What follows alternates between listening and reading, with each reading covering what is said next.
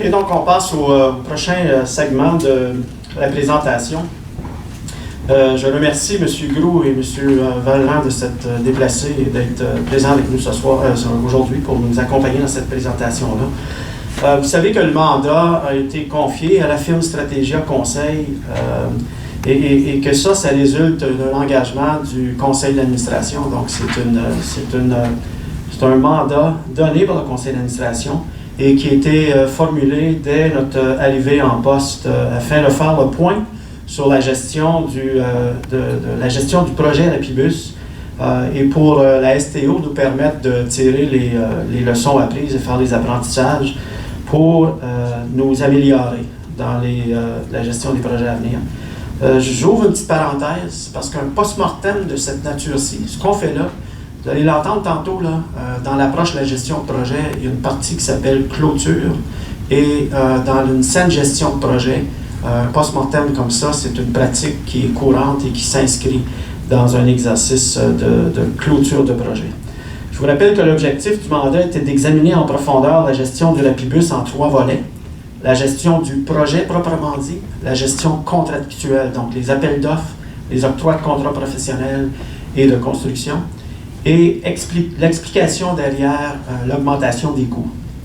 Cette analyse-là a été réalisée sur la base des meilleures pratiques en gestion de projet, notamment celle produite par, c'est un mot anglais, mais c'est une institution américaine, ça s'appelle le Project Management Institute. Pour ceux qui entendent souvent le terme PMI, c'est à ça qu'on fait référence. Donc, c'est une organisation internationale reconnue dans le domaine de la gestion des grands projets. La firme Stratégia possède une large expérience en gestion de grands projets de construction liés au domaine du génie civil et du bâtiment et en transport collectif. Plus tard, quand M. Groulx et M. Valland vont vous adresser la parole, c'est surtout M. Groulx qui va être au micro, on va vous parler plus brièvement là, de leur expertise et de l'expertise de la compagnie en général.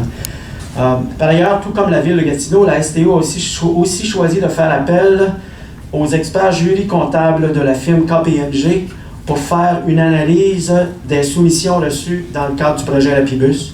Et ça, c'est une analyse qui est toujours en cours et les résultats vous sont présentés plus tard. La méthode et les algorithmes utilisés par cette firme nous requièrent des volumes importants de données et c'est un processus qui se poursuit et qui se fait en collaboration d'ailleurs avec la ville. Dans le cas du Rapibus, le nombre de soumissions est relativement peu élevé, donc la démarche utilisée par KPMG présente un niveau d'échantillonnage qui va être examiné en corrélation avec la ville. Les prochaines étapes consistent à effectuer des croisements de certaines données avec la ville et tirer des conclusions. Dans ce contexte, il nous apparaissait important toutefois de ne pas repousser davantage la publication du rapport. C'est un rapport qui était attendu depuis longtemps. Donc, on vous présente aujourd'hui les résultats de l'analyse de la gestion du Rapibus ainsi que les constats, les recommandations qui émanent. Nous souhaitons aussi aborder l'aspect communicationnel du projet Rapibus et à cette fin, la STO a demandé à la firme Léger de mener un diagnostic dont les conseils et leçons mises en œuvre depuis seront présentés également dans le cadre de la présentation ce matin.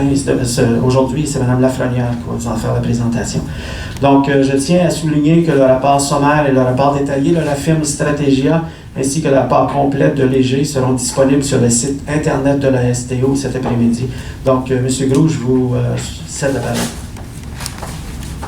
Merci.